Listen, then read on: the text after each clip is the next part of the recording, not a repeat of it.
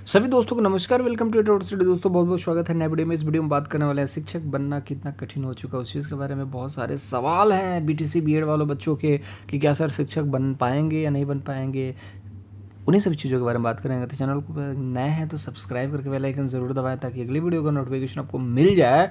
तो अब चलिए उस चीज़ को समझते हैं कि जो सरकारी शिक्षक बनना हुआ वो कठिन क्यों हो गया है। शिक्षकों जो शिक्षक संस्थान है या संगठन है, आप जो भी कहें, उन्होंने विरोध जताया इस चीज़ के बारे में। और इस चीज़ के बारे में हम देखने की कोशिश करेंगे कि बीकानेर से आपको एक चीज़ें देखने को मिल रही है। बीकानेर से एक सूत्र है, केंद्र सरकार ने इस साल नई शिक्षा नीति जारी की, पूरे देश में समान रूप से लागू किया जाएगा। नई शिक्षा नीति विभाग नए शिक्षकों की भर्ती प्रक्रिया को और कठिन बना दिया है। अब अभ्यर्थी कई चरणों में चयनित होकर के शिक्षक बन सकेंगे। नई शिक्षक नीति के लिए शिक्षकों व जो शिक्षक हैं और शिक्षक संगठनों से सुझाव मांगे गए हैं। कई शिक्षक संगठनों ने नई शिक्षा नीति का विरोध किया है। शिक्षक बनने के लिए अभ्यर्थियों को टेट में पहली स्क्रीनिंग होगी। इसके बाद अतिरिक्त विषय शिक्षकों की भर्ती प्रक्रिया में संबंधित विषयों में प्राप्त एनटीए परीक्षा के अंकों को भी शामिल किया जाएगा तथा तीसरे चरण में लिखित परीक्षा होगी। आप समझ सकते हैं कितने सारे फिल्ट्रेशन कर रही है गवर्नमेंट। और इस फिल्ट्रेशन में क्या होगा कि कहीं ना कहीं किसी होनहार बच्चे की अगर किस्मत खराब होगी तो इसमें से छट सकता है। मैं मानता हूँ कि बहुत अच्छा पहल है, लेकिन अगर हर साल अगर वैकेंसी आने लगी, हर साल सरकारी नौकरी हो या प्राइवेट नौकरी हो, कहीं ना कहीं दोनों में अगर वैकेंसी आने लगी तो कहीं ना कहीं देश सुधर जाएगा। नई शिक्षा नीति मैटर नहीं करती है, मैटर करता है कि आप हर साल कितना वैकेंसी को निकालते हैं। अगर हर साल आपने वैकेंसी निकाला, अगर 4,000 वैकेंसी निकाला या 40,000 वैकेंसी निकाला, लेकिन हर साल निकालना है आपको। पता चलती है कि वैकेंसी आती है और 3 साल तक क्लियर नहीं होती, फिर अगली वैकेंसी का एक वेट होता है 2 साल बाद, फिर वो वैकेंसी आती है, फिर 3-4 साल तक क्लियर नहीं होती। बच्चों की लाइफ निकल जाती है तैयारी करते करते, लेकिन चांस 1 से 2 मौके मिल पाते हैं और बुरी किस्मत होती है जिनका सिलेक्शन नहीं हो पाता। उसके लिए वो प्राइवेट नौकरी भी नहीं कर पाते और प्राइवेट नौकरी में जब जाते हैं उनकी उम्र निकल चुकी होती है और उनको वो वैल्यू नहीं मिलती है जिसको वो डिज़र्व करते हैं। तो जो बच्चा अगर सरकारी टीचर की तैयारी करता है तो एटलीस्ट उसके लिए कुछ प्रावधान होना चाहिए कि वो प्राइवेट में भी बढ़ा सके और अपने रोजी रोटी को चला सके।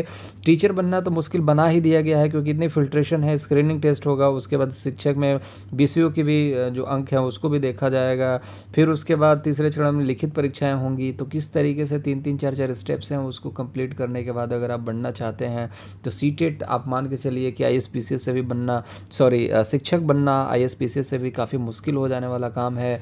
क्योंकि शिक्षक बनने के लिए आपको बहुत ज़्यादा मेहनत करने की ज़रूरत पड़ेगी और एक डर होगा अंदर से, क्योंकि सीटें बहुत कम होती हैं और कभी कभी निकलती हैं सीटें। अब बात करें केवीएस की तो ऑलमोस्ट 20-25 लाख बच्चे फॉर्म भरते हैं केवीएस में। तो कहीं ना कहीं वहाँ पर कंपटीशन काफ़ी टफ होता है और इतनी सारी स्क्रीनिंग के बाद कहीं ना कहीं बहुत ज़्यादा और कंपटीशन टफ हो जाने वाला है।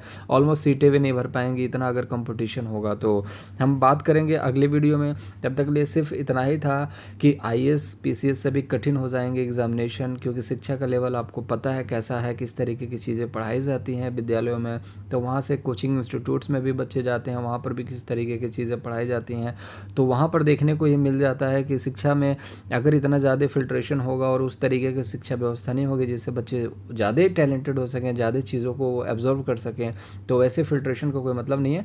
लेकिन इसको धीरे धीरे लागू करना चाहिए ताकि हैबिचुअल हो जाए वो बच्चा, और बच्चे हैबिचुअल होने के साथ साथ अच्छी चीज़ें जानने लगें। और जब टैलेंटेड होंगे बच्चे तो देश भी टैलेंटेड होगा, और देश टैलेंटेड होगा तो देश का नाम आगे जाएगा और हमें गर्व होगा कि हम इंडिया में रहते हैं। और अभी भी होता है, ठीक है। तो अभी और गर्व करने की ज़रूरत है। चलिए ठीक है, मुलाकात होगी। अभी तक चैनल को सब्सक्राइब नहीं किया तो कर लीजिए, बेल आइकन दबा दीजिएगा, नीचे लाल कलर का बटन होगा, आप दबा ही दो यार।